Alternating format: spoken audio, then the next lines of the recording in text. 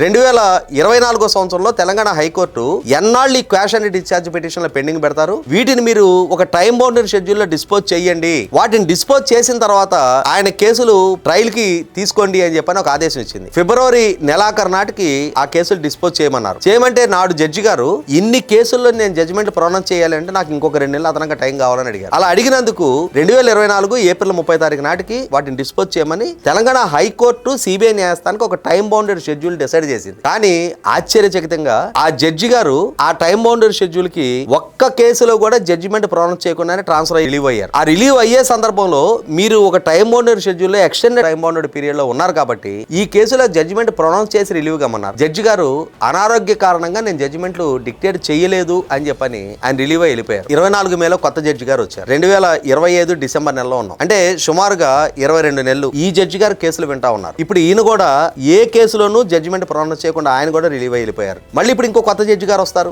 మళ్ళీ ఆయన ఒక 20 నెలలో 22 నెలలో మళ్ళీ ఆయన వింటారు. మళ్ళీ ఆయన కూడా ఈ కేసుల భవితవ్యం డిసైడ్ చేయకముందే ఆయన కూడా ట్రాన్స్ఫర్ చేస్తుంటారు. ఇప్పటికి 7 జడ్జిలు ఆ న్యాయస్థానంలో మారారు. కానీ జగన్మోహన్ రెడ్డి గారి కేసులు మాత్రం విచారణ స్టేజ్ కి రాకుండా సక్సెస్ఫుల్ గా ఆయన 12 సంవత్సరాల 3 నెలల 3 రోజులుగా ఆ బెయిల్ సౌలభ్యాన్ని అనుభవిస్తూ కండిషన్ బెయిల్ కండిషన్స్ కూడా వైలేట్ చేస్తూ ఆయన మాత్రం చాలా స్వేచ్ఛను అనుభవిస్తా ఉన్నాడు.